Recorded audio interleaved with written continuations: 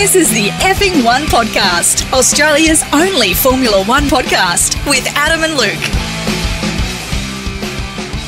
G'day and welcome to Effing One Podcast. It's Australia's only dedicated Formula One podcast as we wrap up the Monaco GP, the jewel in the F1 crown on the Côte d'Azur. Oh, Monaco, just 2 square kilometres with 33,000 people. It's the world capital for lifestyles of the rich and famous, the wealthy playpen for people who pay no income tax and have an economy built on ripping people off, with the biggest industries including gambling, tourism and banking. It's time now to go head first, hands down, Australia style, to dissect this race. And who better to tell the tale of this race in the mildly entertaining podcast that is the Effing One Podcast. Welcome, nice to see you all here. This man, the 15th in line to the House of Grimaldi, the Monaco royal throne. We won't bore you with the details of how that happened, how he became the 15th in line. We've already touched on it enough. All right, suffice to say, it was dark and it involved, depending on who's recounting the tale, either an accidental or an opportunistic Prince Albert. Your Highness, Luke! Bonjour, monsieur, comment ça va? I'm here to serve you. Thanks, Fudge Packer.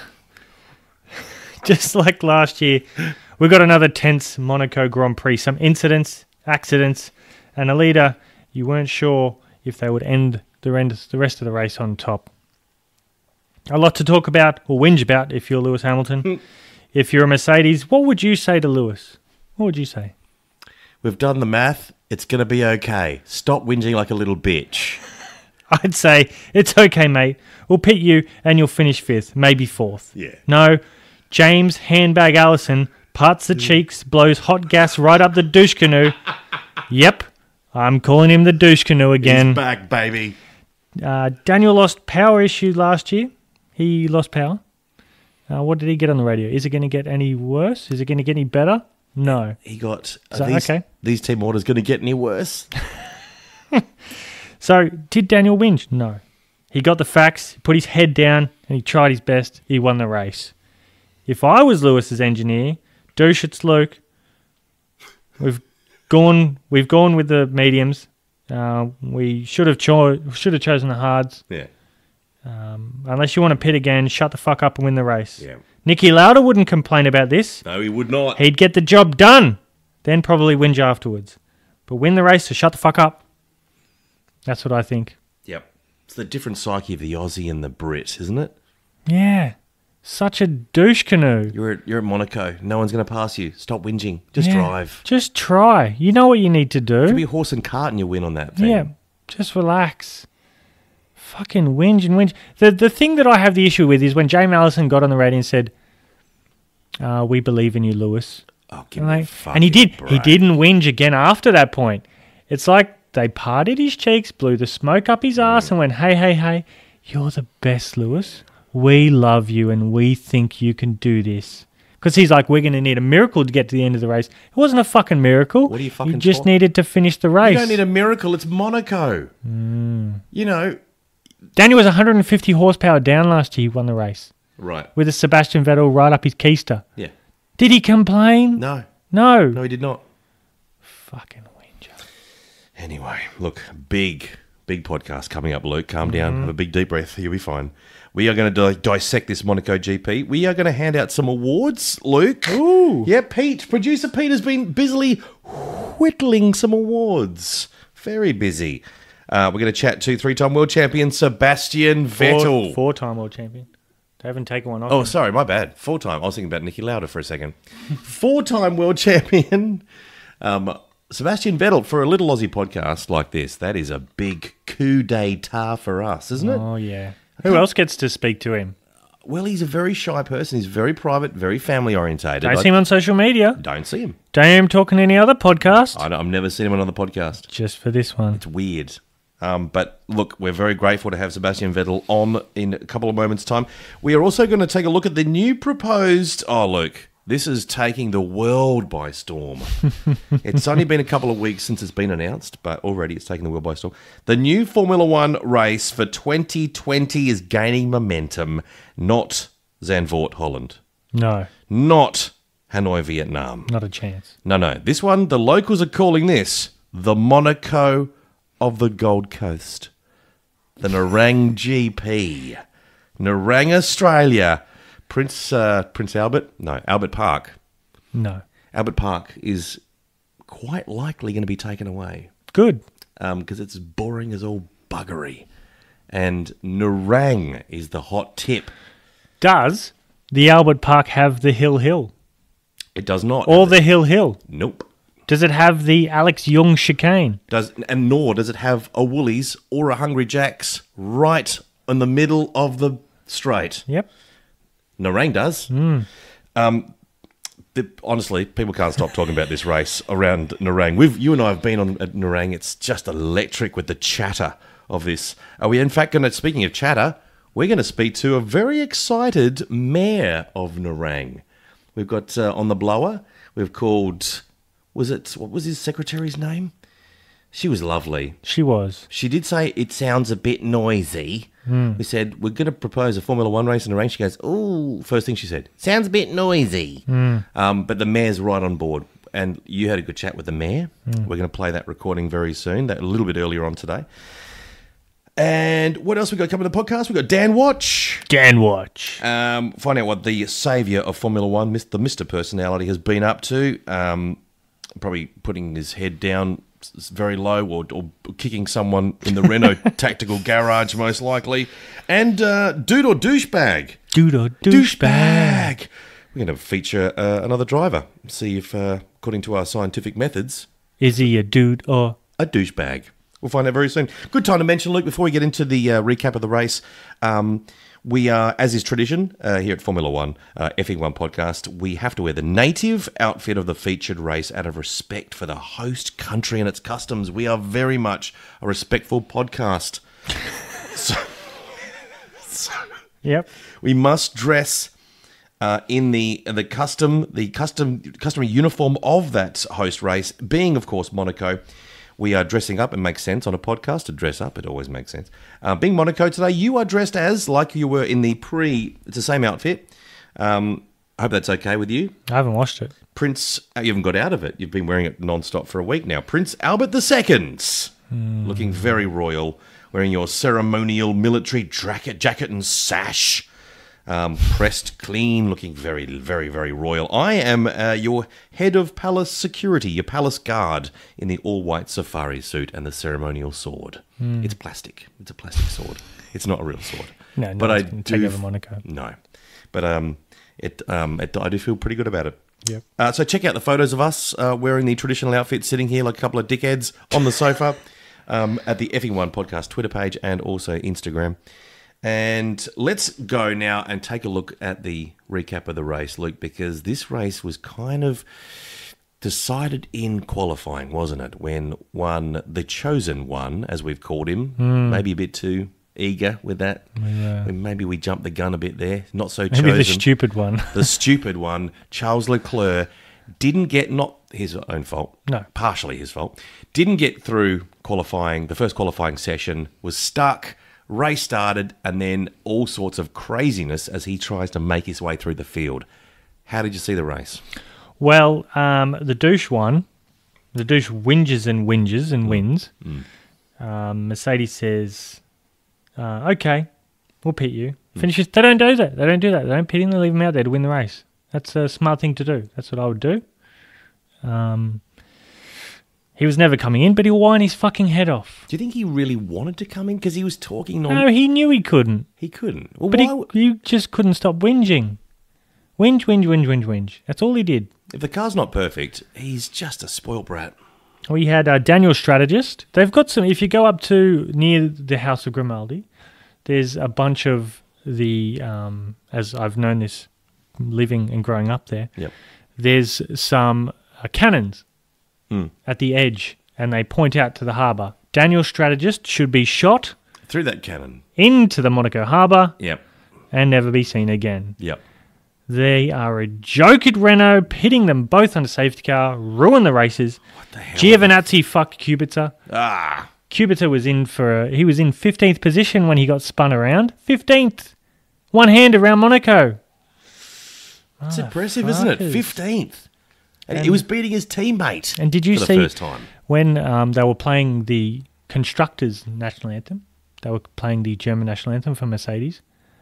Sebastian was there singing along.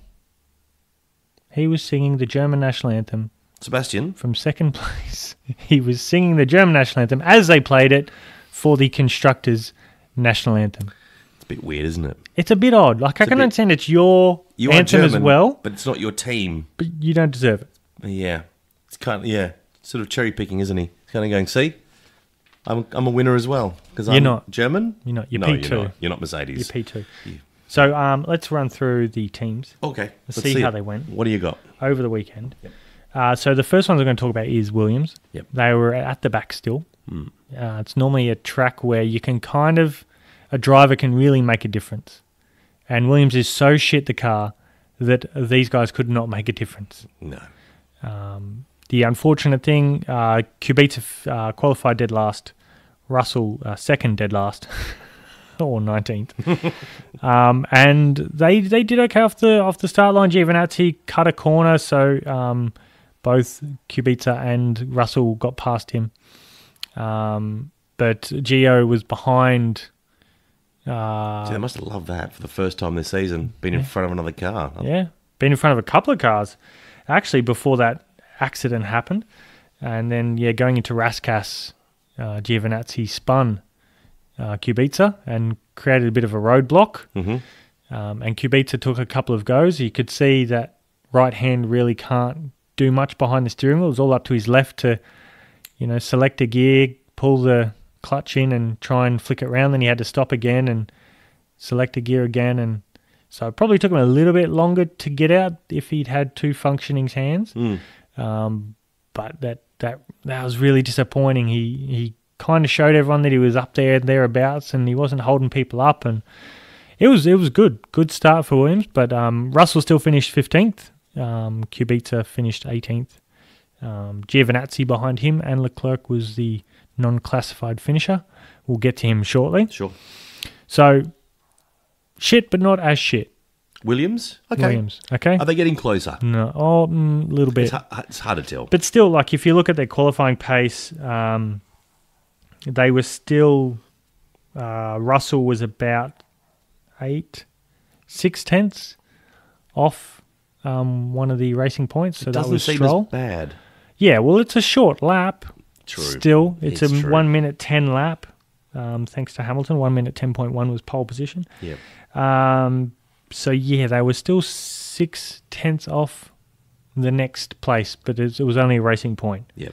And 6/10, that is a long way in Formula One car. That's significant. But they're probably looking at a second and a half to get into Q2. So that's significant around Monaco. Yeah. I think if you look at Q1, I think it was at 7/10 in the top 16. I think Leclerc was out from 7/10. So it was 11.5. That's not bad, is it? 11.4 from Vettel. The top 16 were only within 7/10. Yeah. That's pretty good. That's pretty close. Yeah. They have bunched up, certainly from last year, overall. You would say that's... So, Leclerc missed out. They thought they were into that section. Next up, we've got Alpha. Kimi Räikkönen finished P17 and Giovinazzi finished P19. Tough weekend for Alpha. It can really show that their chassis is not great with the downforce. Monaco's a clear indicator of that. They have the grunt. We've seen that. They've got good top-end speed from their engine, being the Ferrari number 2 team. Giovinazzi, as we were talking about before, spun Kubica, and he also damaged his front wing in that. It kind of folded over the end plate. Not great for Kimi Räikkönen either, finishing P17 after qualifying in P14, so he lost out a few positions there. Next up, we have Racing Point. What's the point? Yeah, well, didn't even notice them, to be honest. Qualifying just ahead of the Williams. Perez qualified just ahead of Stroll, so Stroll still didn't make it into Q2. Oh, he's getting closer, though. He's Barely. ish. No, not really. But it's the Canadian Grand Prix next. His Surely. home Grand Prix, so maybe, just maybe. Maybe if Daddy pays enough other drivers to slow down slightly. I think that's what it might come to. Yeah. I think if they want to win, they really need to pay off some people. And how much money does Lawrence Stroll get? What's it going to cost How much him? does he? That's What's it it. going to cost him to get his son into the next into qualifying too? Yeah, I think you could probably buy a Toro Rosso to slow down. I think you might be able to pay a. Kvyat for sure. Oh, easy. Oh, easy. Yeah, he'd he's happy easily with a pay brown him off. paper bag. Oh, easy. So yeah, not great, but Sergio did a solid job to finish 12th. Sergio, I'm a big fan of Sergio. You are. He does very well. And his food. And he must love the situation where he's got the Stroll, he's in the Stroll camp, where he knows he's with a teammate that's bloody useless. He's always going to beat him, yet there's so much more money coming into the team. There's the potential for him to really do well. He's clearly the leader, and they're going to get better. Yep. So, good finish from Sergio Perez, 12th from 17th. So not bad from him. But Lance Stroll still has some work to do to catch his teammate. Onto a McLaren qualifying P9 for Carlos Sainz, finished 6th, the best of the rest. Lando Thanks. Norris started P12, finished 11th. Norris was actually used to back the field up to give a gap so Sainz could pit and be in front of him. So he pretty much gave up a points-paying position in slowing down people behind him so that Sainz would have a place to come out in front of everyone else, because Monaco is very position-dependent. Renault and Ferrari don't seem to understand that, or Haas. So but this is a good example. Pay attention, Ferrari and Renault, to what McLaren can do. Yeah. That's a team. That's teamwork. Yep. They're working as a team. Perfect strategy, Okay. not pitting under safety car. Sainz is the best of the rest. He gets 8 points for McLaren, and Norris backed up the field and really fell on the sword for the team. And I think Lando, once he knew that, okay, this is my job, this is what I need to do, it's for the team. He's not racing for wins and championships here. And it's so Monaco. You're not going to pass many people. no, so Do the team thing. he did a great job. On to Renault. Oh, Jesus. No, The reason Renault. that Carlos Sainz did come best of the rest was because of a monumental fuck-up. Yes, a monumental fuck-up. Daniel Ricciardo qualified P7, a solid P7, nearly getting best of the rest, but Kevin Magnussen got him on the last run in Q3. Daniel finished 9th. So came off the start, got on in front of So he started Magnussen 6th because beautifully. of Gasly's qualifying penalty for holding up Grosjean. Yep. Great off the lights. Took that spot off. Did a great job around the outside beautiful. of Mags, as Running we call him. 5th. Running 5th. Bit of a gap between him and the cars in front, but he was under no real pressure from Magnussen and likes behind. And then the safety car came out with Charles Leclerc leaving half his car on the racetrack. But yeah, they pitted, Magnussen pitted, and well, Dan was lucky to get points. Yeah. Got into the points, and then for I think it was about 4 or 5 laps to go, he was 13 seconds behind Romain Grosjean, and Grosjean had a 5-second penalty for exiting the pit lane over the white line. So you have to stay in the pit lane until the exit. He came out a little bit early and went over the white line, which you get a 5-second penalty for. And so Daniel pushed like buggery for the last few laps of the race and got the 9th position by just under, it was 0.14 of a second. That's how close it was. Wow. So he pushed like from 13-second gap, he cut back 8 seconds to get that 9th place, 2 points for Renault, Impressive. which they were very lucky to get any points after that terrible That was the decision. most impressive thing about the whole weekend because, generally speaking, a gigantic clusterfuck for Renault. Just pitting when they didn't need to pit. Of course, position is key at Monaco. Track position is key. They pitted too early. No one else pitted, and that essentially screwed up the entire race for Dan. For those of you that aren't aware of what a clusterfuck is, It's a cluster of fuck. just firing at you. Yeah, that's very well said. It was horrible. Next up is Toro Rosso. So 4 Honda-powered engines in the top 8. Kvyat and Albon finishing 7th and 8th. Kvyat qualified 8th. Albon 10th. Albon actually got pole in Formula 2 there last year, so he knows his way around that place. He did a decent job. Got in the top 10, raced to 7th and 8th behind Carlos Sainz. So they were on a very similar strategy that the McLaren was of Sainz. A great weekend from the Red Bull Junior team, showing that they're clearly the partnership that they've now really included their chassis improved on a track like that. Definitely a surprise packet this year. We didn't expect them. I don't think anyone really expected them to be this good. But they have really surprised, and it's good to see. They are really strong. A good driver lineup. The one thing I forgot to say about when I was doing McLaren is Sainz made up a fantastic position at the start of the race. So he overtook Daniel Kvyat, which would have been important for him to get 6th because Kvyat was 7th. Going up from just before Casino, he actually went around the outside on lap 1. Oh, yeah. That was a phenomenal move by Sainz. Take. It might get the liquor and send it. Surely. It's been a while since I've seen a move like that around Monaco, and it's something that I think will probably happen in future years because everyone's like, oh, maybe we could do that. Because you get clear, the track will be clean, the tracks won't have any rubber around the outside by that time. Yep. So first lap's the best time to do it. But yeah, phenomenal pass by Carlos Sainz, and that's why Kvyat finished 7th and Albon in 8th. Next up, we have Haas. The Haas holes. Now, mixed bag. Kevin, fantastic qualifying from him. Qualifying in P6, finished in 14th. That doesn't happen often at Monaco, but it does when you've got a shit strategy. Yeah. Grosjean, we talked about his 5-second penalty afterwards. He finished 10th, even though he had 9th on the track. He had a 5-second penalty for his pit lane jumping. He went over the white line. And we've actually got some audio from Kevin Magnussen. I asked Kevin Magnussen, I had a quick chat with him after the race. Yes. And I said, what was your team thinking? Oh. I don't know. We don't really know. See? Very good, Kevin. Pretty good scoop. Very nice. Well you haven't heard that audio before. No, we have not. Very nice. How did you get that? Oh, just a quick chat. Just dialed him up. Yeah. Say, mate, quick chat. Always time for you, he said. Always time for Luke. Thanks, and the Kev. Effing One Podcast. Mags. That's what Good. we call him, Mags. We love him. He's the lovely Viking. He's the nice. Ericsson's a nice Viking too. He's just not a in bit Formula soft, 1 anymore. a bit weak. He had a bit of a spin going into pit lane in Indy 500.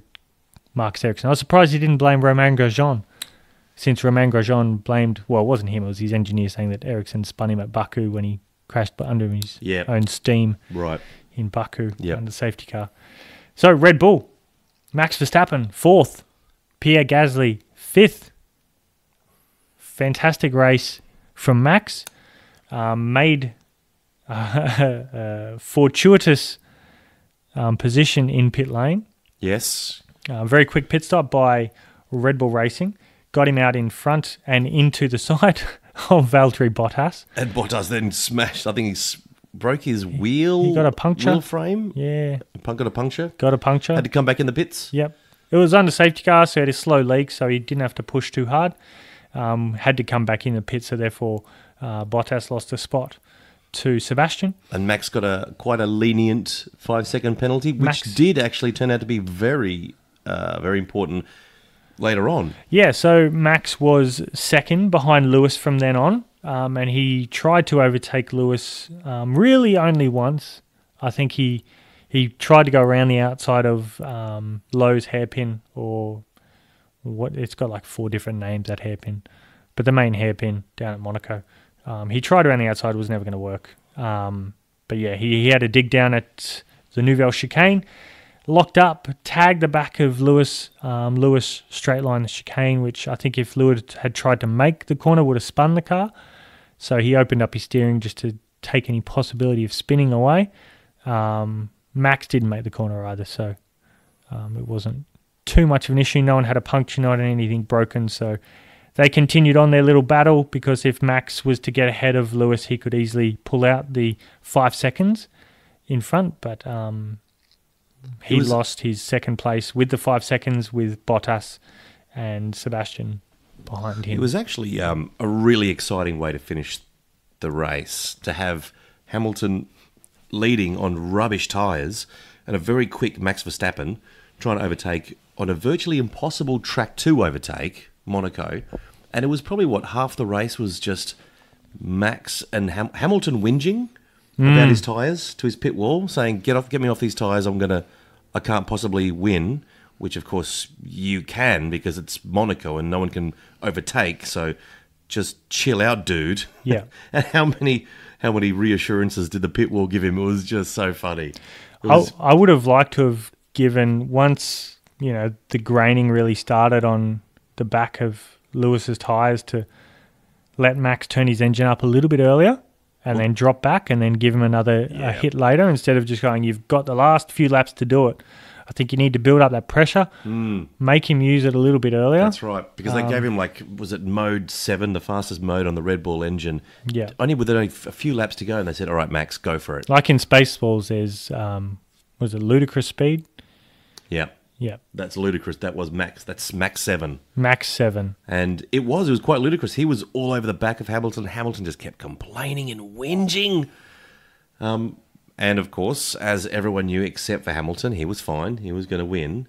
But it did make those last few laps really quite interesting to watch. Yeah, tense. Otherwise, because Monaco can be really fucking boring. It can.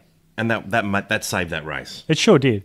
And that's the great thing about Monaco is, a little bit of drizzle. Unfortunately, it didn't rain. There was a hint of a few spots here and there, but nothing to dampen the track. But to have that tension of, is his tyres going to hold on? Is Max going to make a dive? Are they both going to bin it? And Sebastian wins from third. Yeah, there were so many elements, and then behind that, because you got the 5 second penalty for Max. So wherever Max finished, take away 5 seconds. So within that formula of Hamilton, Max, you got Sebastian and Bottas. So any one of those guys could have jumped Max. Max could have come first. He could have come first. He could have come fourth. Yeah. And in that scenario, it was so that 5 second penalty maybe was a little too lenient, but in the end, it actually turned out to be a wonderful end of that race. There's I think a lot of people were saying that it's quite lenient or too lenient. I got to tell you, I've never seen you and producer Pete go at it before this podcast. Yeah. You were having quite a fiery debate, and it was healthy. Healthy. It's good for the soul. And, you both had good, valid points. Yeah. And, it was just good to watch. Your face went bright red, though. Oh, it's nice and warm. You get passionate.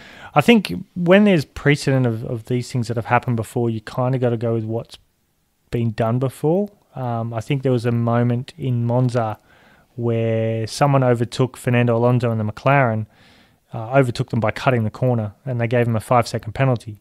I think it might have been Grosjean. And he's like, well, what's the point? He'll be so far ahead, make him at least have to overtake me again. And I understand that. I think in certain series, there's redress the position, like go behind. And I think even if they did that, Bottas had a slow puncture. It was, it's difficult when you've already got precedent. And you could go, if they'd given him more, I think his position would have still been the same. I don't think Gasly was close enough, even if it was a 10-second penalty. But the case was, if he'd overtaken Lewis, he had a chance to win the race, because he would have made the 6 seconds or the 5 seconds ahead of Lewis if he'd gotten in front of him. Yeah. But he didn't, and therefore the 5 seconds took him out of second place and put him in fourth. Yep. He could have easily let Bottas in front of him, not made contact in pit lane, then finish Monaco Grand Prix in third. They get a couple extra points, but he made contact. There was an unsafe release. He didn't yield. He stuck it to him and got in front of Bottas. So it was... And I can see how coming out of that Red Bull pit, you can't see what's happening, because that Monaco pit area is really narrow and tight, and there are a lot of guys in there changing tyres. You can't see much. it would be quite easy to come out and just sort of stray and hit someone, I reckon. My question is it, because it's all automated, it's done by everyone's changed their tyres, so they've all pressed their button on their guns. They've dropped the car, and I'm not sure if it's manned, if it's like it used to be a lollipop man would throw his lollipop up and go, yep, you can go. Now it's a light system. All teams will have a light system. But there's normally a point, which I thought, I don't know if it was electronically done or if it's still a man-made decision. That's what I would be. Are they looking for a gap in traffic? Because no one seems to be. It's as soon as the tyres are on and they're ready, they release. Yeah. They're not looking for, oh, hang on, let's just check. Yeah, no, you look good now. All right, go. But there has been times where the red light has stayed because there's been a car that would be an unsafe release. So and then they get the green light and then they go. So someone from that team is monitoring that. Yeah. So I don't know. That's what I mean. I'm not sure if there's like a timing beam. If someone hits that beam, it'll stay red until that car's clear. And then that has a takeoff time. I'm sure they'd have everything done to the minimum. By having a human involved in it, it takes a fraction of a second. And a lot of the mistakes were because of those. They'd be flippant because it's the one guy who'd be like, yep, I think you've got enough time and space. Yeah, you'll be right, mate. Get out there. Get out there, and because they're also on the side of where the cars are. Yeah. So to take that danger away from it, get another person out of the car, or away from the car. But I'm not sure if it's done manually, if it's done by someone presses a green light, or if it's actually done by a computer that they have sensors that go across the pit lane to go, okay, someone's triggered the sensor. We can't exit until they've triggered another sensor. Yeah. I'm sure they would have something like that. The amount of technology they have in Formula One, I can't see them doing it by man-made errors.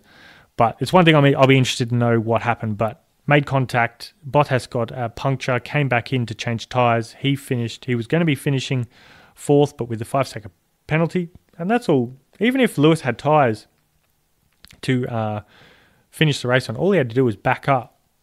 Yep. So Max was within 5 seconds of Bottas for a team solution. So in the end, Max got the 5-second penalty. He finished fourth, and that was the point of the penalty. Not only did he lose the position he would have had, he also lost another position. I think there would be more outcry and more controversy had he passed Hamilton and won that Grand Prix. I think that 5-second penalty would have maybe in hindsight seemed and be deemed to be not severe enough. That could be the thinking. Oh, of course, but it's to make an overtake for the lead in Monaco. Or to pass anyone in Monaco. But for the lead, that's a big thing. So I think if you overtook Hamilton for the lead, regardless of his tyre issues, but you also have to look at any other race. If it's Montreal next weekend, the same thing happens. He's going to overtake him. It's not going to be an issue. The same penalty will happen for the same problem. So he would still have to have that 5 seconds. Max wouldn't be leading the Montreal Grand Prix because he wouldn't be that close to Lewis. If Lewis had a tyre issue, they'd pit him because it's not that much of an issue because he can overtake people. He can chuck in some fast laps and be back on the tail of someone really quickly. So Red Bull won't be that close come Montreal. But it's just a specific race. If you overtake someone for the lead and then you go ahead and dance off into the distance, you deserve the win. If they put hard tyres on Lewis, Max wouldn't have had a chance to win the race at all. So it's all these factors, you go, okay, well, it wasn't harsh enough, but he came fourth. In the end, the 5 seconds took him out of second position into fourth. If Lewis had put hard tyres on, we wouldn't be talking about him trying to overtake him. And all they would have done is Lewis would have backed Max into Seb and Max backed him into 5 seconds within Bottas, and the result would be exactly the same. Yeah. So the end result was certainly a fair reflection, I think, of the tyres. And I think I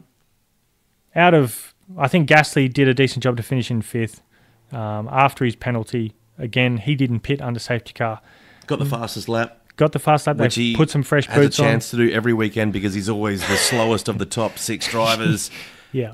He's going to be throwing that every week. It's going to be like that, isn't it? Yeah. It's like, all right, Gasly, come in, 3 laps to go, get some fresh rubber on, get the fastest lap. You got no chance of He'll get fastest lap. He'll break every single time. He'll get fastest lap. He'll break lap records as well. Yeah, he will, because as long as there's a pit stop behind him, he's got no chance. He's got no one to compete against. He's not competing with anyone behind him. Daylight. In the slower teams. No one in front of him in the same kind of cars as him. He's just slow. It would be interesting if Pierre Gasly was close enough to Bottas within 5 seconds of Max. Would they have pitted him or would they have left him there? And therefore Max would finish behind Pierre. Interesting. There's a dilly of a pickle. That's interesting. Let's get on to Ferrari. And Ferrari, well, they screwed the pooch in qualifying. Charles Leclerc at home in Monaco. I used to run around the streets. You sure did. With Charles. Yep, just a stick and a ball, just whacking the stick up that. Yep, he's not, as we found out over the weekend, and I've tried to instill in you, he's not a rich man in Monaco. No. It's just a general family man in Monaco. Just a regular Joe. Just a regular Joe with an 80-foot yacht. A second-hand Ferrari and an 80-foot yacht. Just a regular guy. But no, these are just monegasques. These are just people who lived in a unit of a house. Covered in gold, plated leaf. Yeah, he didn't go into Q2 or Q3, knocked out in Q1 so because they left him in the car and thought, yep, you've done a good enough lap, you'll be fine. Didn't, got kicked out.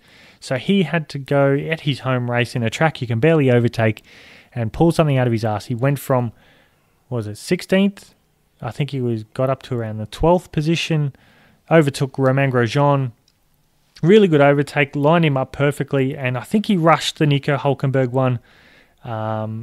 Didn't quite have the full car alongside, and then he took the end of Rascasse a little bit too neatly. His rear tyre hit the barrier, gave him a little spin, and then he spun him, like he took off, and then he had a puncture and an issue, and then he drove the shit out of the car all the way through, breaking half of his floor, leaving it for everyone else to pick up and run over. At that stage, he just didn't give a shit. I think after that, after qualifying, he's like, I don't care what happens in this race. I'm just going to run into someone. He said, I don't care if we crash. We're going to try some risky things. And sure enough, I think he could have had a points-paying result if he had just calmed the hell down a bit. Yeah. Yeah, he would have made the overtakes. The car was supremely quick around there. Yeah. He was quick around there. You just had to, he didn't need to rush Nico. He could have got Nico at another point in the next lap, but he just seemed to rush it, made the contact, had the issue, sprayed debris everywhere, brought out the safety car, fucked Daniel Ricciardo's race. So, and yeah, poor Charles missing half his floor. He was on the radio. He was like, "Is it bad?" The team like, "Yeah, it's pretty bad." It's gone. And Sebastian Vettel finishes on the podium, singing his own national anthem to a constructors' national anthem. Well done, Seb. We'll talk to him shortly. We will, and then we'll look into Mercedes, and we've pretty much covered what happened. Valtteri Bottas just missed out on pole position. Lewis got a clean run up into turn 1 at Saint-Devote, and then that was pretty much his race. And then once the safety car came out, everyone pitted. Bottas had contact with Max, had to pit again for he had a tyre that was, the sensors were saying that had a slow leak, so best to bring him in now while it's still under safety car. So he lost the position with Sebastian Vettel there. Lewis had medium tyres put on the car instead of hards. And basically Lewis had to nurse those tyres till the rest of the Grand Prix, whinging, complaining the majority of the way until James Allison said, "We believe in you, Lewis." You can do it. You can win at Monaco. I wonder if Lewis heard that and then just closed his eyes and went, "Yeah, thanks guys. I can do this. Yeah, thanks guys. Yeah, awesome. Thanks guys. Thanks for believing me. Yeah, thank you so much." It was a pretty relatively entertaining Monaco Grand Prix. There have been a lot worse. Oh, yeah. That was pretty good. The end was great, and I'm glad that Charles had his little screw-up because that made the yellow flag and very interesting, and then the Max right at the end pushing hard and Hamilton complaining constantly. It was a good ending to a good race. Not to put a bit of a dim on the actual championship points, which you're going to highlight, but it is all over Red Rover. Oh, yeah. This season is so over so quickly. What's that? Is that 5 now? 5 in a row for Mercedes-Benz. They've won everything. That's the first, and this one was the first time they didn't come 1 and 2, Yes. respectively. So, man, can Ferrari come? I don't think there's. Red Bull can't step up. They can't interrupt this Mercedes juggernaut. Can Ferrari? No, they can't. Tactically, they're useless. The car's not as fast as it sure seemed to be in pre-season testing. So, what's the championship breakdown, Luke? Championship breakdown. Well, it's ugly. It's an ugly read, isn't it? Slim pickings. It's not pretty. Who do you? Well, Hamilton is in front. 137 points. Right. He's on. Valtteri Bottas in 120. And then daylight down to Sebastian Vettel, 82. Max Verstappen, 78. Charles Leclerc, 57. Pierre Gasly, 32. And the best of the rest, the B or C championship, is Carlos Sainz now on 18, ahead of Mags on 14. Sergio, who I think still lapping around Monaco at the moment, he's got 13 points. And Kimi Raikkonen with he's on 13 points as well, in 10th. The rest don't matter because you're not in the top 10. Damn right. Constructors, let's have a squidgery-do at that. Mercedes, 257 points. Whoa. Ferrari, 139. Jeez. Red Bull Racing, 110. And then daylight, McLaren, 30 points. Wow. From 110 to 30. Driver of the day? Driver of the day, according to all the people at Ferrari, or according to everyone who votes. Who would you through say Formula 1? Before going on what everyone else thinks? Driver of He's the your day. driver of the day. I would say Carlos Sainz. Yeah, I'd agree. But everyone else didn't agree with that. Max Verstappen, driver of the day for him. Fastest pit stop was Williams with a 2.07 seconds. They've still got it, baby. Back on top. They're doing it with two hands. Wow. You can take the, great aero and engine out of the team, but you can't take the team out of the... that's still a good team. Yep. That's a good pit stop team. Consistently, they are like in the top 1 or 2 Last year or they 3. were dominant. Then the start of the year they were a bit piss poor. I think they were too concerned about are they going to survive the rest of the season. But now they're picking it up. Hang they're in there, feeling Williams. confident. I know you're listening to this podcast. Yep. I know you're a big fan of Effing One Podcast, but hang in there because your pit crew is dynamite. You've still got it, fellas. Dynamite! Dynamite! Keep up the good work. So Pierre Gasly, fastest lap with a 1 minute 14.279. Yeah. Doesn't really count. It doesn't mean anything, though, does it? Nah. Not really. Nah. Not with this new point system where you can put some fresh rubber on, and it just doesn't mean as much. Now we have on the Effing One podcast, we like to think of things a little bit differently. We have the Turd Championship. Oh, I love the Turd Championship, Luke. So tell me what's a Turd Championship mean? Oh, it's the reverse grid. So we celebrate the fastest drivers, the best cars.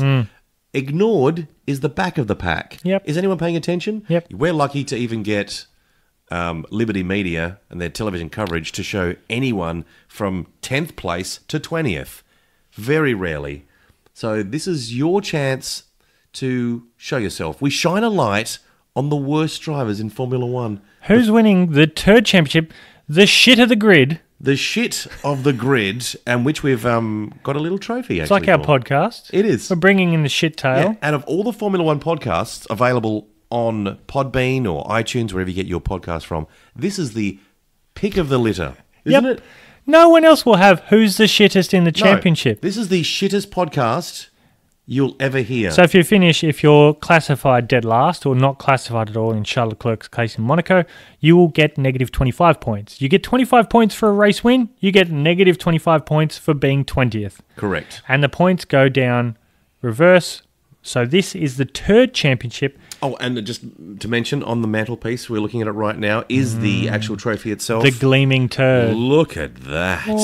They say you can polish a turd, but at the end of the day, it's still a turd. That, my friend, That's a beautiful is turd. a beautiful turd. It's one of Pete's best. Pete's whittled that himself. He whittled both the base by hand on a lovely piece of oak, but whittled the chocolate nugget on top through his own anus. I'll tell you this right now, that ain't chocolate. And he spray painted that. It's just lovely. And rolled it in glitter. And pickled it to preserve it. We're going to hand this to the Some turd poor- championship winner. Whoever's the shittest at the end of the year. Who's the shittest so far? Who's on the nose? So in Monaco, Charles Leclerc got negative 25. On the second place on the turd championship podium was Giovinazzi. And third place on the turd championship Monaco Grand Prix podium was Kubica, negative 15 points.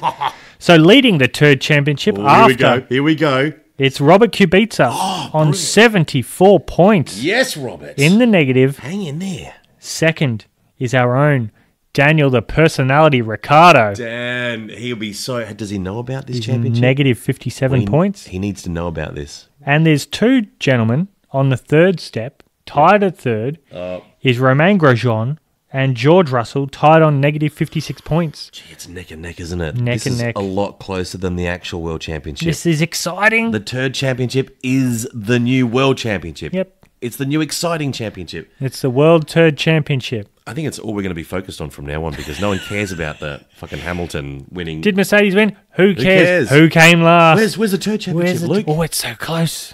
You can taste it. Where's Dan now? Oh, you don't want to taste it, Luke. We've licked it and it didn't taste nice.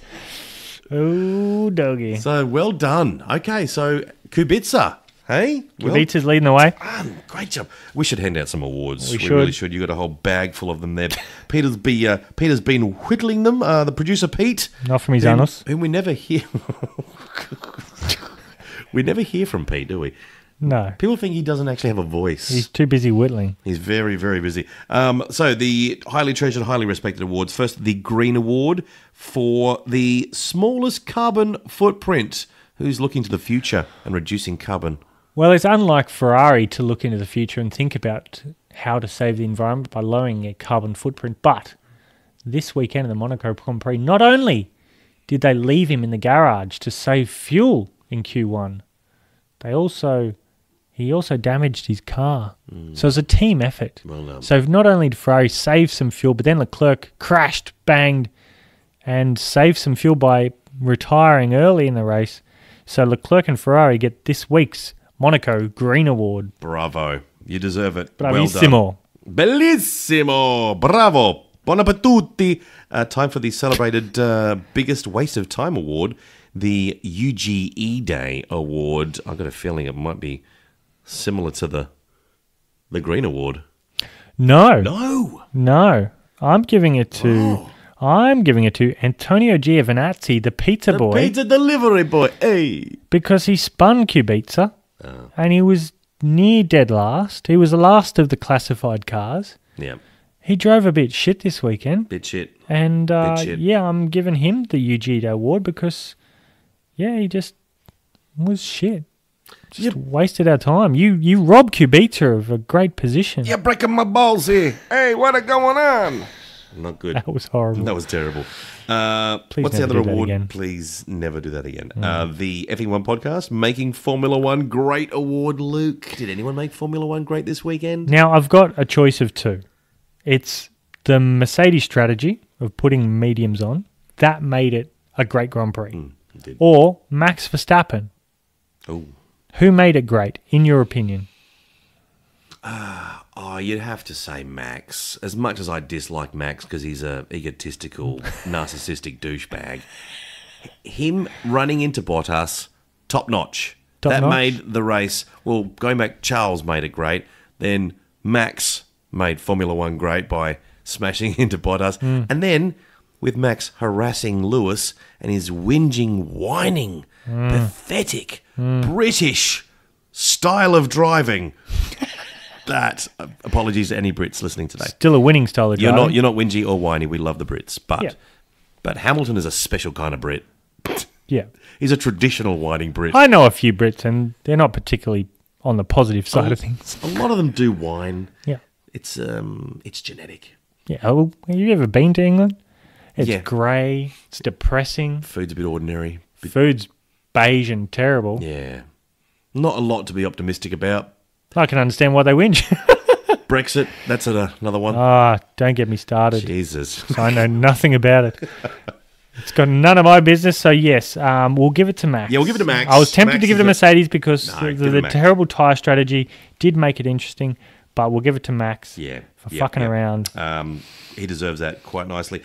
The other next award you've got there, Luke, in your hand, ready to give out, is the Pastor Maldonado Award for dangerous driving. Not only does he drive into walls, he also likes to, just throw bits of his car around the place. So we're giving it this weekend to Charles Leclerc. I was very close to giving it to Sebastian, because he hit the wall a couple of times on the entry of swimming pool, in the middle of swimming pool. He crashed in practice 3.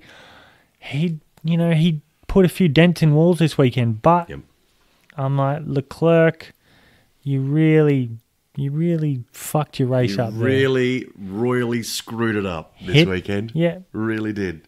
Quite funny. So, yeah, you get it this weekend, Charles. The best overtaking manoeuvre, as Dan would call it, lick it and send it award, baby. Who gets the best overtaking manoeuvre? Well, it was between Leclerc's move on Grosjean, good move into Rascasse, or Carlos Sainz around Massenet into Casino.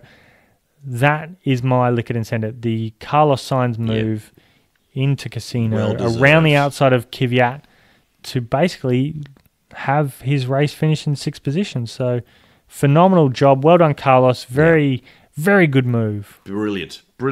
That is all the awards that we've got. And the jazz people would compliment that with a... Oh, finger click, yeah. That's a lick and send it. Yeah, cool cat. Cool, well done, man. Yeah, that's what I'm seeing, man. We're in Monaco, man. All right. Hey, the Formula One Nerang bid, Luke. Ooh. The bid for Formula One to come to Nerang on the Gold Coast is gathering serious momentum. Serious. The proposed track has been released. It's on Twitter. It's on Instagram. Take a look. If you would like to see what we're proposing here at Effing One Podcast as the next Formula One track, have a look. Check it out. Think you're going to like it. It's got touches of Hockenheim. It's a beautiful. It's got some undulation. It's got Macca's, so it's convenient. You can get your takeaway. There's Woolies there if you want to do a big shop. There's Guzman and Gomez. There's Centrelink. There's the Rip Curl outlet if you want to buy some good cheap surfwear. Oh, it's all there. Baskin Robbins, Subway. It's all there. Bow repairs if you need to change your tyres. That's where the pit stops are going to be. Bunnings. Yeah. It's a slower pit stop because those guys really aren't very well trained. A couple of hours. Yeah, they're pretty ordinary, in fact. It'll probably be the wrong tyre and they're going to overcharge you for sure. But this has been dreamt up, this Nerang Formula One Grand Prix. It came by you, Luke. I don't say this lightly. You are a genius. I know. And this podcast is This podcast is right behind the Nerang Formula One. It's a track. It's a 7.2 kilometre track. It's highlighting some of the most ordinary parts of Australia. People ask why we don't propose a track that's more picturesque, a more beautiful part of our country. Well, it's because Nerang is the only track for the little battler. It's the only track on the Formula One calendar that has the character of the little Aussie battler, the guy that struggles. You know, the mouse that's in that glass of milk and trying to make cream, and he's making butter. Oh, he's getting all emotional. I'm getting emotional. It's for the little people. It's the opposite of Monaco. We're bringing the echelon of Formula One. Correct. The echelon of motorsport into whatever the opposite of echelon is in Australia. It's the opposite. For those people that don't have much ambition in life, this is your Grand Prix. If you're complacent and content to sit on the sofa and watch Dancing with the Stars, this is your kind of track. What did the tourism board in Nerang call Nerang? The Monaco of the Gold Coast. I thought it was an eyesore.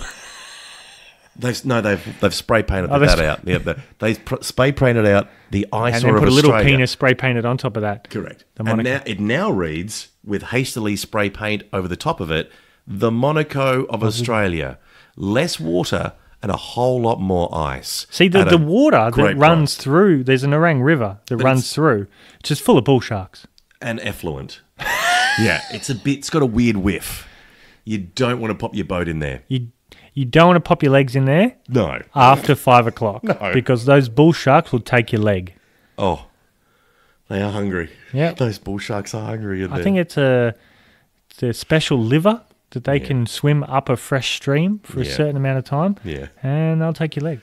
Good news is paperwork has been submitted. Okay, officially we have put the registration paper in with the Nerang. We've trademarked the Nicky Lauda ring. Correct. We've submitted the paperwork with council. June at the front desk, with very lovely lady. She was a bit surprised. She had no idea what we were talking about. No. But we said, we're here, we're delivering the paperwork. We'd like to put forward the Nerang Formula One Grand Prix, please. She didn't care. She just stamped it and just gave it to us. Did her nails and said, next. Now, Lachlan at Woolies. Big shout out to Lachlan. Lockie. Loves the idea. He keeps a very tight ship at the deli section at Woolies. 125 grams of shredded ham. Thanks, Lockie. He's very good. And he did say the other day that he did download and listen to the podcast. It's the first time I've met someone who's actually downloaded. Is that a gunpoint? Did you do that at gunpoint? No. Okay. But he did say, I think he said here, and I quote, "Your podcast didn't completely bore me." So I asked what he was comparing our podcast to, and he said, "I compare your podcast to the chicken that I'm stuffing right now. I also find this chicken mildly amusing." But he's got... So that's a big wrap. Thank you, Lockie. Thanks for listening. And we might actually... he's a character. We might get him on and get his expert opinion on the Nerang Formula One proposal, because he's pumped. He's one of the signatories. He's written his name down on the... We've got, I think, 12 signatories already. Yep. We've got 12 people supporting this thing. And right now... A couple of them we had to retract because they just signed with a penis. Yeah, they didn't... We said, look, that doesn't actually... But I looked at their driver's license. That's actually how they signed their driver's license. Yeah, the same penis. Because they don't have passports. They couldn't do the X. No. Yeah. Can't all sign with an X. Couldn't spell it. So what we're doing now is planning to get some businesses behind this big push, the Nerang Formula One Grand Prix. We're getting all the petitions signed. That's the next step. So we've gone to... The paperwork's been submitted with Nerang City Council. We've been given free syringes for the weekend. Correct. So what are we going to do with them? I don't know. Should we sell them for more signatories? Maybe Oh, yes. Barter. Give us a signature. Here's a syringe. Give us a syringe. Just sign on the paper. Yeah, sign. Signatures for syringes. I love it. It's a campaign that they have no idea, but they're signing up to Formula One. Sucker. Here's a syringe. You just signed away. Okay. No, so he's drooped over. What we did before we did this podcast is you rang the mayor of Nerang. I did. Doug Thompson. He's the Honourable Doug Thompson, the mayor of Nerang, and you wanted to get his feedback and just to see how he's sitting, and as if there's anything... Test the waters. Test the water. See if there's anything that he can do for us or we can do for him to get this process moving along a little bit. When you're working with politicians, you need to massage them. Correct. You need to figure out how to get this happening. It's not going to be straight bureaucracy. There's red tape. A lot of red tape. There's yellow tape. There's just tape everywhere. So we just need to massage some shoulders. Correct. Get some favours done for us. We do some favours for them. Yep. Pete's got a very velvet mouth and a supple hiney. He can do great things for us. Very. Because he's not doing fuck all for the podcast, so he might as well put his body to work. And it's finally, he's paying off that amount of money that we pay Pete. He's got very soft hands. So the good news is you phoned Doug Thompson, the mayor of Nerang. The Honourable Doug Thompson. And I think, suffice to say, the feedback was encouraging. Play the audio.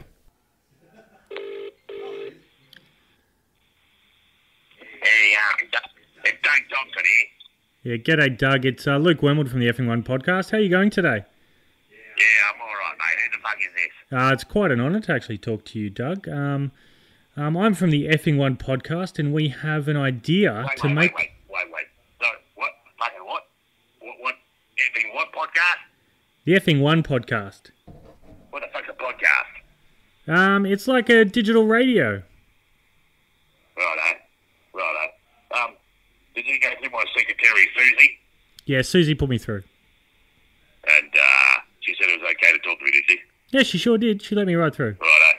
Right, hang on 2 seconds. I'll talk to Susie. Who the fuck are these guys? Alright, okay. Yeah, get that lotion on my back of my legs there. Here you go. Bring the lotion over here. Right, all right, look, you got 5 minutes, arsehole. Talk to me. Speak. 5 minutes. That's Go, shoot. all right. So what we're pitching here is a Formula One Grand Prix on the streets of Nerang, Right. going through Highland You Park. fucking stupid.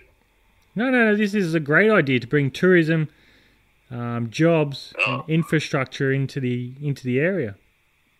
Well, we've got some of the finest whorehouses in the fucking Australia, so...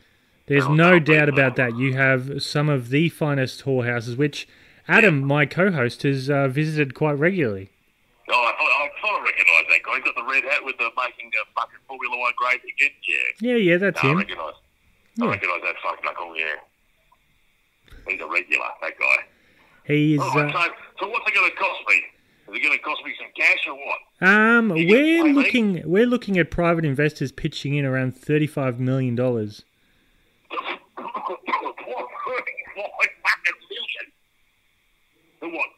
Oh, well, Jesus Christ. I tell you what, you bring a little paper bag over, fill that fucking paper bag full of money, Yep. you might have yourself a fucking deal. How much do you want in this paper bag? Packet of Winnie Blue. Packet of Winnie Blues? I can give you a carton of Winnie Blues. Really? And some $5 in change. Really? Do I get your stamp on this, Doug? Well, The Honourable. We can name a very grandstand after you. The Honourable Doug Johnson Grandstand. A grandstand, eh? That does sound nice. It's a temporary do I have grandstand. Do I get to go in the pit or something? Do I get some special treatment? I will get you the best pass that you can get in Formula One. Really? Mm-hmm. All right, well, let me just have a chat to Susie. Or I could get you a job with Brendan Hartley. Who the fuck's Brendan Hartley? Thanks for your time, Doug, and I'll be talking to you again soon. All right, mate, look, my sandwich is just rocked up, and I'm going to eat it. I'm going to think about it, and I'll get back to you. So if there's a little paper bag full of Winnie Blues, we may just have a deal. They are all yours, Dougie. I want a salami on that. Yep, he seems like he's on board. Yeah. I think you've got him. It seems like a pretty easy delivery, really. It's like a done deal. Yep. Didn't cost much either. No. So that is good news. More good news. And this is going to be an ongoing, evolving story, the Nerang Formula One Grand Prix.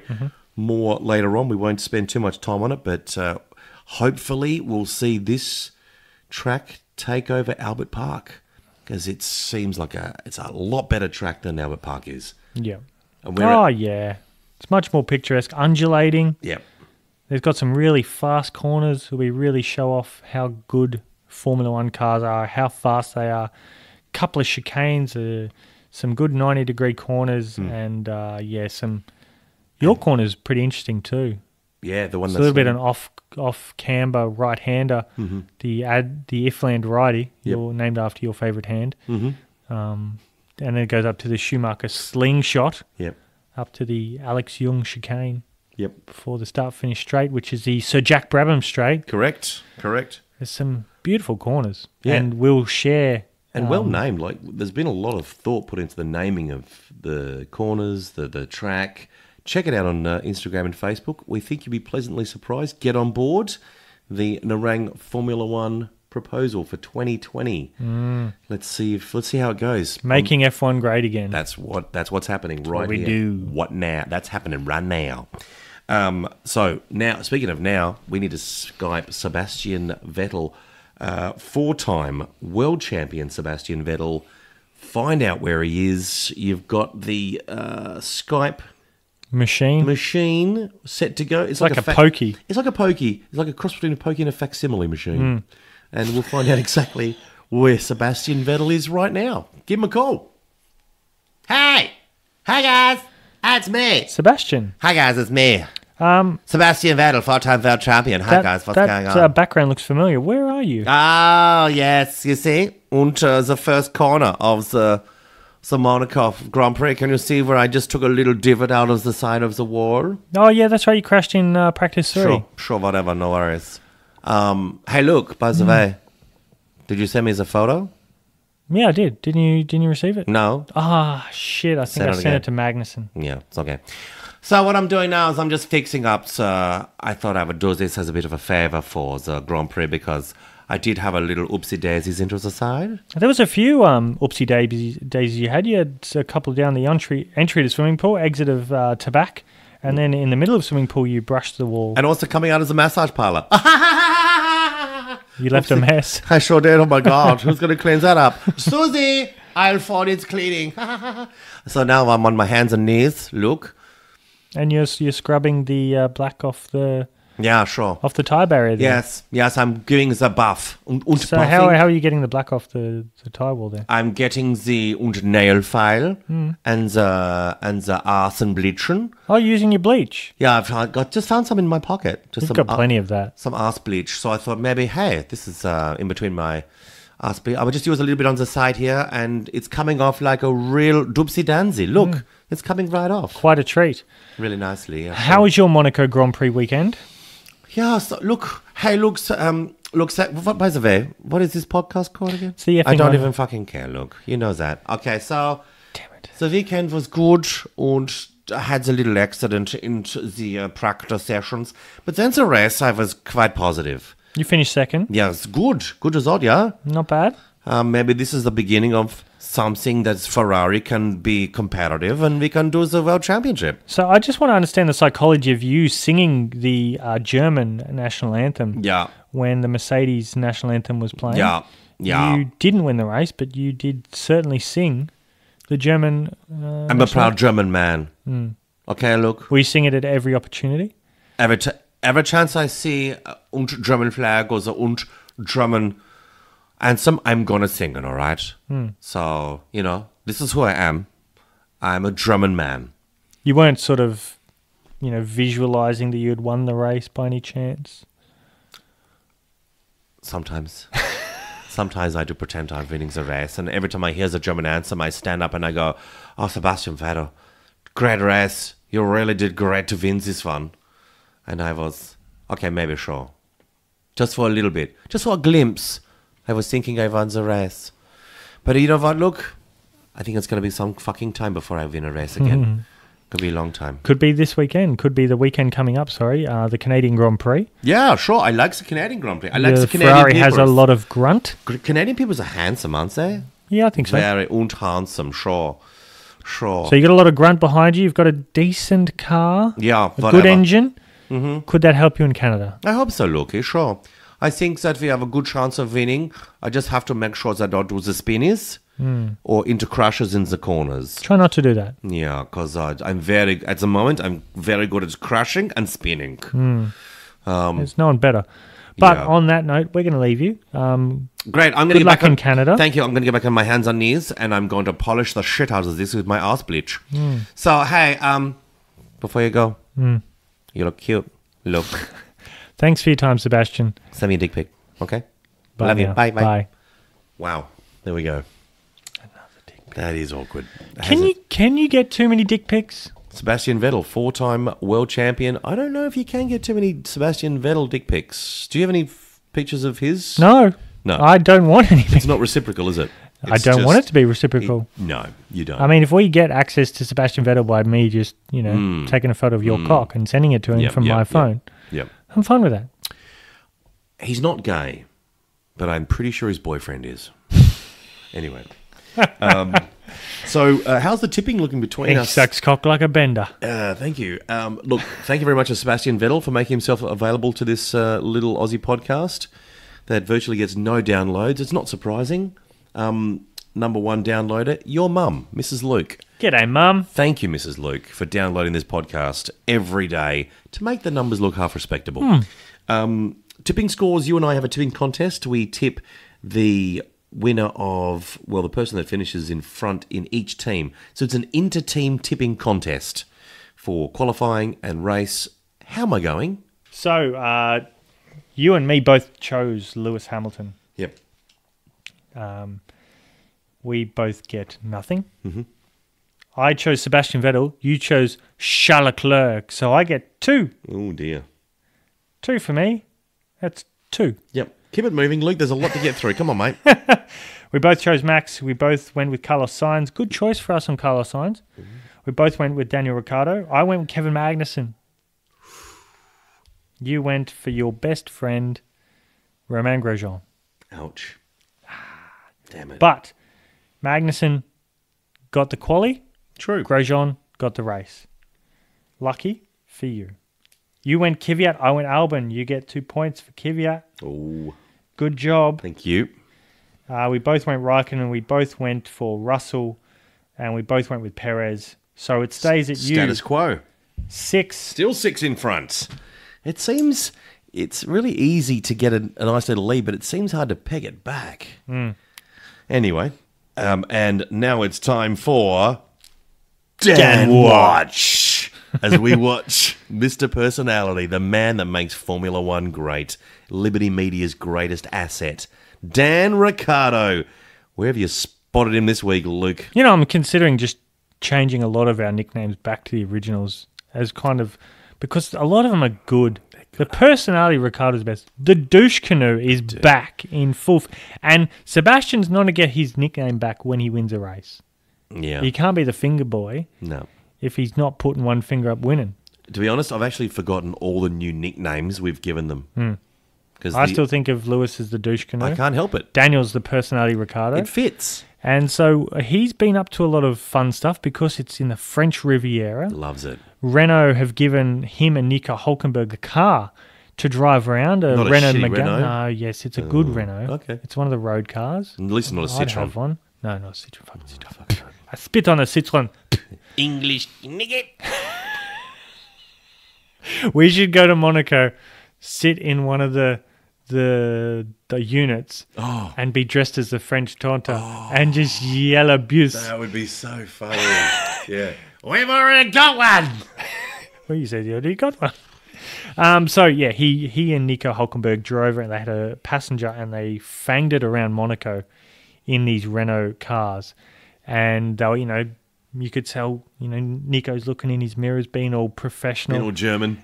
Daniel's fucking at the first corner. He's just cut the corner where the Brilliant. where the pit lane is. He's just gone straight up the inside and just bagged it up through that way. It's like, see, you can overtake at Monaco. See? You just have to think a little bit differently And have a personality. Yeah. So I think he was just a general, just a light of. He was in the background of the F1 Live having a chat with Chase Carey, probably talking about mustaches and how to grow his own. And but they generally do this. Whenever anyone's around him, they're smiling. Maybe Chase was just asking for him to pass on his Can you rub off on other charisma. drivers? Can you just rub against them? His charisma. Get a bit of charisma throughout the field. That's exactly what we need. Bit of Dan Ricciardo charisma. And I think slowly, I've heard or listened to a few different drivers' press conferences and stuff like that. They're talking about, they're being a little bit more interesting. Daniel on I think maybe it was a Wednesday, they had the press conference for Monaco, because they normally have it on a Thursday, but Monaco starts on a Thursday. Max had a little bit of chin growth. And He can grow facial hair? And Daniel went up to him and goes, "Hey Max, you just got a bit of stuff." You got a little something. Making just you can't quite grow a beard yet, mate. You just got a little bit of something there. And Charlotte Clerc had a bit of a laugh. Daniel had a bit of a laugh. Mate, that's just classic funny. Daniel Ricciardo. That's just old school. So that was Dan Watch. You know what we should do now? What? Dude or douchebag. Dude or douchebag? Is he a dude? Or is he a douchebag? Douchebag. Motherfucking douchebag. Motherfucking dude. This is where we feature a driver and we put him to the test scientifically. We've got our own little system of working out whether or not a driver is a dude or a douchebag. Douchebag-o-meter. The douchebag-o-meter. Bring it out, Luke. Bring out the douchebag-o-meter. And the Dudatron. And this week we are featuring Kvyat. Robert Kubica. Oh, Kubica. Sorry. We've done Kvyat. No. Have we done Kvyat? No. I'm sure he turned out to be a douchebag. It's Robert Kubica, the flying pole, the man with one arm. And we're going to figure out if he is a dude or a douchebag. Okay, Luke, your argument, please. So, I had a chat with Robert on the Thursday of the Australian Grand Prix, and I thought his English was pretty decent, but when I talked to him, it just seemed that he didn't really get what I was saying, and he was kind of getting a little bit pissed off at me because my question was along the lines of, it's been such a long road. Are you excited to be back in Formula One? And he's like, what do you mean? I don't get what the question is. I'm like, just, it's been such a long time, a long recovery. Are you excited to be back in F1? And then when he finally got the question, when he understood it, because I was thinking, how do I word this differently that's going to make it sound differently? Because it's sort of, once you hear them talk English so much, you think, oh yeah, they're pretty good at English. So you just assume that. And then he's like, yeah, of course. Why do you think I'd be back here? And I was like, oh, okay, calm your fucking farm, dude. It's a Thursday. Everyone's excited that you're back. You seem the only person who isn't excited to be back. So I would say he's a douchebag. You're saying he's a douchebag? Robert Kubica. In my dealings with him, yep. Maybe I was the douchebag. Okay. All right. Well, from my perspective, your opinion, your experience. Before I met him, my impression was that he was a dude. I love the backstory. I love that he was a Formula One. I wanted him back there last year. Fantastic Formula One driver. Had that tragic accident, lost use of his dominant right arm, drives with his left arm, his bad arm. He's driving a Formula One car with a dodgy arm. That was cool, and I thought it was a great story for Formula One. It is a good story for Formula One. Unfortunately, his car's rubbish, and maybe he's not as quick as he was. I think that's a given. But to meet him, I was disappointed in the amount of time that he made available for having a chat with me. Not that if I was a Formula One driver, I wouldn't chat with me either. Who are you? Who are you? Who are you? Nobody. He was quite dismissive though, and you get a vibe from someone if they're engaging with you or they just a bit too. And he wasn't busy. He wasn't on the way to do something. He was just strolling around, and he didn't have time. So for me, that was like, okay, you seem like a bit of a douche. But then on the flip side of that, I did see him stop and sign an autograph for a Polish fan who had a Polish flag. And this old Polish guy, he was trying to find the pen. Like, he had his flag, and he had his backpack, and he had his son, and he couldn't find his pen. And Kubica was with some minders and some industry people, and he was on his way to the car. And Kubica really wanted to just keep moving, but because this guy was Polish, and he was funneling around, and he took a photo, and he was super pumped to get a photo with Kubica. Kubica he walked off, and he hesitated, and he looked back, and you could see this Polish guy, all he wanted to do was get an autograph from his idol. I don't know if he travelled all the way from Poland or whatever, but it was kind of cool to watch Kubica stop, wait, and then deliberately just hang. He just made that decision. He was just going to wait for this guy to get that pen out of his fucking bag, and he was going to let him sign it no matter how long it was going to take. Eventually he did sign it and went off. So, it only took 2 minutes out of his day, but I think he showed a lot of fan love. So I think for the Polish fans, if you're a Polish fan, you're going to say he's a dude. But for me, he was a bit of a douche bag. So unfortunately, I'm sorry, Robert, you're a douche bag. And so it hurts me a little bit to say that. It hurts me to say that. I know. Because I want to like him. I really want to like him. I love Robert Kubica. I love his story. I love everything about him. Absolutely rate him as a driver before his accident, and still rate him for what he's doing in the car.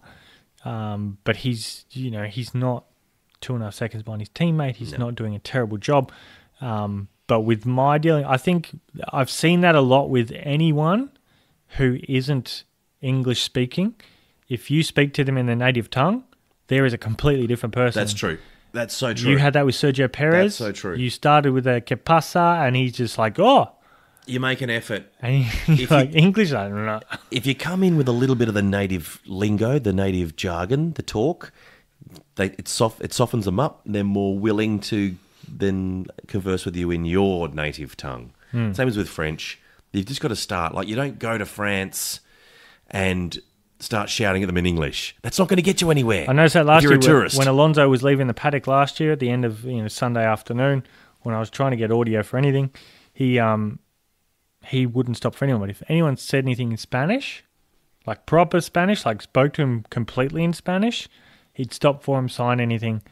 But if you were in English, he just kept walking. Fair enough, because most of the Formula One circus is an English-speaking. It's an English-speaking industry, so. But a fan's a fan. That's true. So just because I wasn't born in Spain or I wasn't born in Poland, I think you should still get the same level of attention and. But there is like when you had Polish people asking for autographs from Kubica, he was far more receptive. Yep. Than he was just the general Australian public. And maybe because it's a bit of a novelty as well, like he wouldn't meet that many Poles outside of Poland. They wouldn't travel to the outreach, like to Australia. That's a long way for a Pole to be travelling. So he might be a bit more favourable towards that. But, yeah. That's just our experience. That's just what we came across. But there we go. We should wrap this up, Luke, because you've got a big day tomorrow. I've got a big day tomorrow. You've got a weekend. I've got to do stuff. I've got to get up with, and there's kids, and my kids are a bit ill. This is too much info. You don't need to know this, Luke. But they're a bit sick at the moment, and I'm up all night looking after. They're crying, and I go in there, and it's just don't have kids, Luke. It's shit. Don't worry. All of the females of the world have gathered upon themselves and gone, you know what? We're not going to let this guy breed. What, to you? Yep. They've made the decision collectively. Luke, you just have to. You know what it is? Been ejected out. You know what that is? It's a slow burn. No, there's no burn. It's time to say goodbye. Thank you, Mrs. Luke, for this spread. Look at this monogas feast.